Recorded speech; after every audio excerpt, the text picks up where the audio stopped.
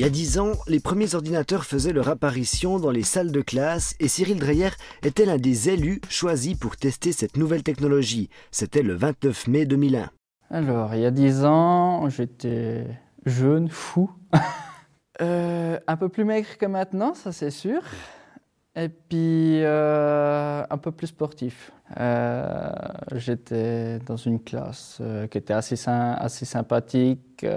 Il y avait une bonne ambiance. Mon personnage, à peu près, c'était l'intello de la classe, on va dire. Et puis, derrière, quand c'était les pauses comme ça, j'étais plutôt le semeur de zizanie. Un télo ou semeur de zizanie dans ce reportage d'il y a 10 ans? Réponse, séquence d'archives. Un nouvel outil informatique est né. Il est le fruit d'une collaboration entre une entreprise, l'État, l'Université de Neuchâtel et des enseignants du canton. On parle dans ce programme d'interaction. Est-ce que l'élève interagit réellement avec la machine? Ça se passe comme ça?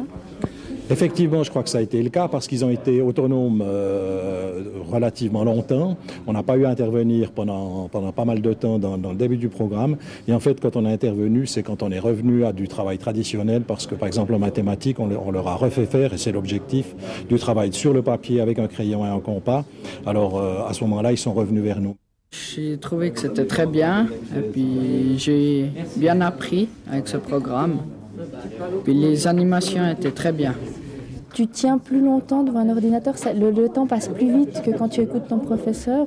Ça passe 2 fois plus vite sur ordinateur que quand on écoute un prof, il semble que ça va plus lentement. Mais quand sera-t-il dans les classes neuchâteloises? Une commission d'experts internationaux a été mandatée pour tester ce programme et ce n'est qu'après cette évaluation qu'une décision sera prise. Ça me rajeunit pas. Non.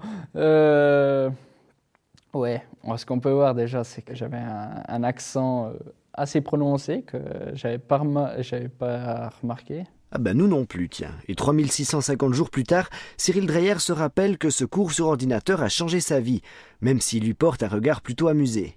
Franchement, les ordinateurs, merci bien, mais heureusement qu'il y a une nouvelle technologie maintenant. Je voulais venir dessinateur en génie civil au début. Et puis, après le cours d'informatique qu'on a eu, je me suis lancé plutôt dans l'informatique et puis j'ai voulu devenir informaticien. Aujourd'hui, Cyril Dreyer passe entre 6 et 7 heures devant son ordinateur. Ses rêves pour 2021, une petite vie pépère. En 2021, alors, où je me vois, ça sera dans une entreprise d'informatique, ça c'est presque sûr. Avec une famille, normalement, peut-être des gamins. Dans 10 ans, l'informatique, c'est clair qu'il va encore évoluer. Je pense que ça sera plus que des tablettes PC, mais encore plus minces que maintenant. Plus de clavier, plus rien, comme il y a déjà maintenant, mais encore plus évolué.